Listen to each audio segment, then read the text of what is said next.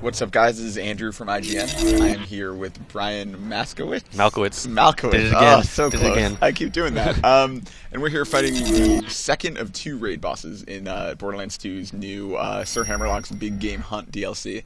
And can you kind of explain? You have these little like fireplaces, I guess these are? Yeah, that's the first thing I saw when I first started playing this. I had no idea what these were for when I first started the game. I was assuming that it was something to do with a raid boss because anything that after post campaign, anything that you needed iridium for was raid bosses. Sure. So that's what I figured. But then we ended up finding all four of them that are laid out around the map. As we show you where they are on the map. But you have to have enough iridium. I don't think one person can't do all of these because there's not enough iridium because they take 23 to 27 for each four. So that should be more than the 99 capacity that you can have. So you need more people in there to put in those little fireplace. I guess I'm calling them tomes or whatever.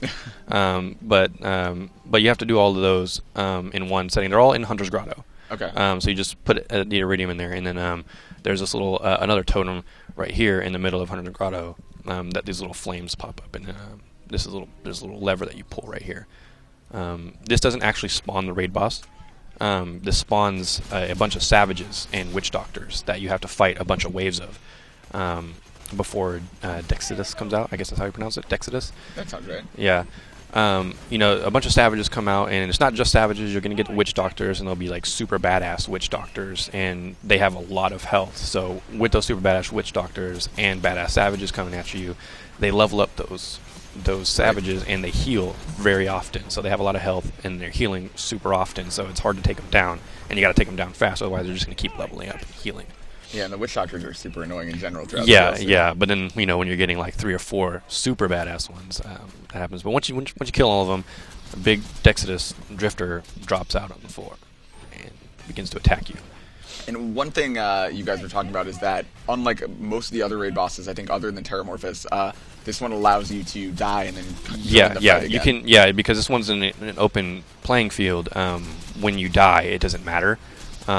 You'll respawn back at the lodge on Hunter's Grotto, and you can fill up on ammo because you're going to waste a lot of ammo on him because shooting him anywhere other than his little weak spot, the yellow weak spots, does no damage. Oh wow. Yeah.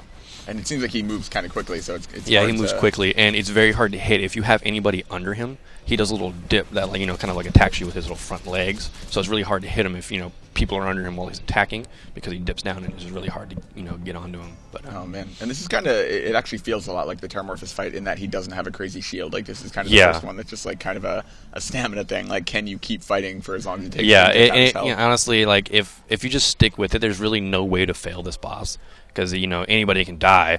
We were kind of worried about that because when we were playing with 4 people, and on everybody else's but mine, the health bar wasn't going down. Like you would just see on other people's screens, the health bar was staying all the way up, but on my screen it was just going all the way down. But it just takes a lot of time to get this boss.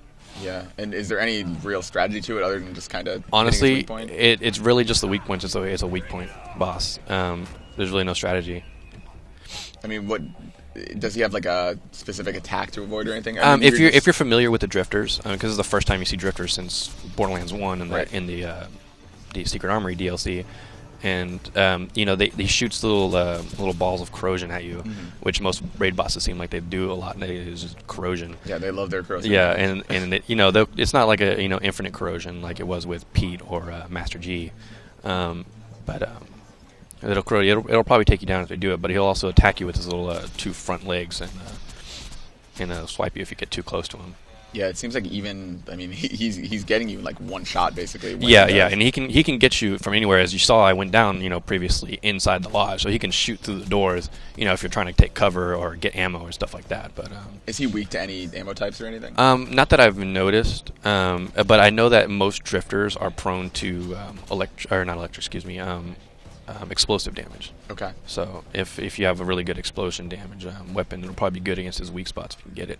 Excellent. But once you kill him, as you see right there, he kind of just disappears in the loot drops. There's like no explosion or anything. He just falls, just disappears off of there. And any good loot from this? Nope. Seraph crystals even? Actually, no. I didn't even notice any Seraph crystals from this one. Wow. Yeah.